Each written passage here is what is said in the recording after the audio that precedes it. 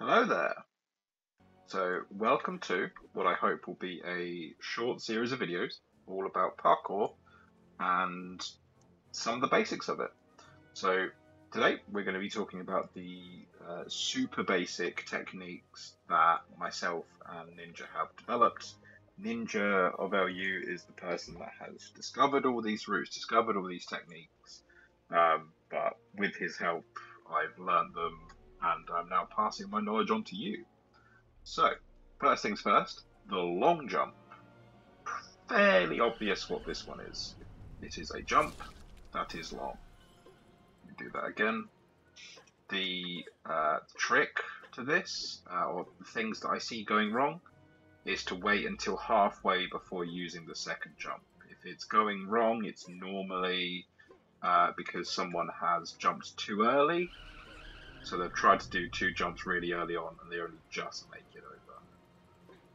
The place where this becomes really helpful, or at least one of the first places it becomes helpful, it's helpful in so many jumps, is up here. I don't think my speed boost is going to be ready yet. Let's just wait.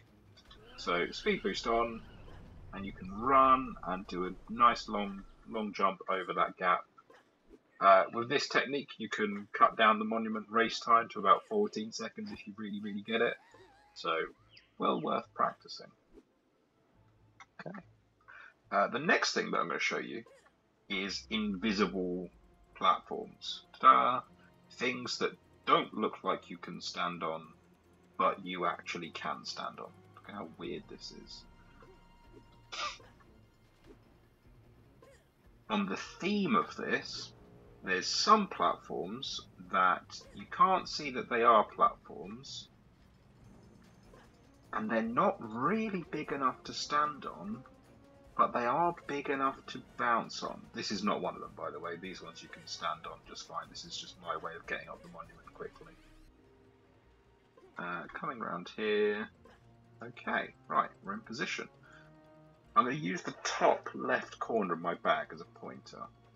Where these three lines meet, roughly anyway, there is an invisible platform that is big enough to bounce on, but not big enough to stand on. And it usually takes me 3 or 4 attempts, or even sometimes more, to actually land on one of these spots. Oh, nearly got it. You can see that I managed to jump halfway down there. Full disclaimer, this is not my favourite style of jump. I'm much happier seeing what I'm supposed to be landing on, rather than having to have some sort of gut instinct of where it is. However, this one is particularly useful. Ooh, nearly got it there. You can see that if you can bounce off here, you can bounce up here and run away from potential PvP or hide and seek people. Bonus strat there, you can use quick build as a way of teleporting. It's very helpful. So let me do this one again. There.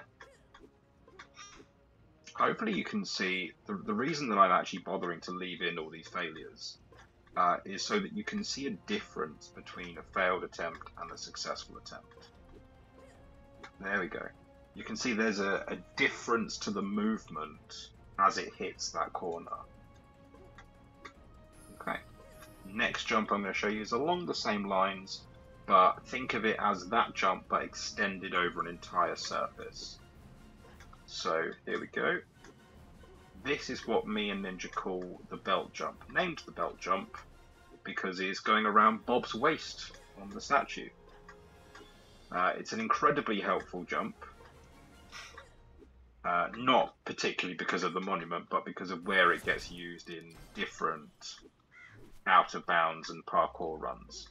You'll notice a lot of the techniques that I'm talking about today are the basics of parkour, so they do get used again in much more difficult circumstances.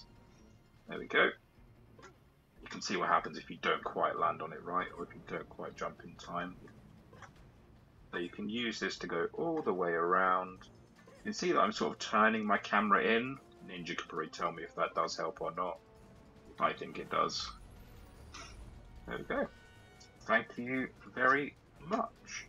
There is a bonus little thing that I'm going to show you. It's not very helpful on the monument, but I will be using it later on. And in fact, I'm probably going to re-record this bit on a different video anyway, so don't worry if you've stopped watching.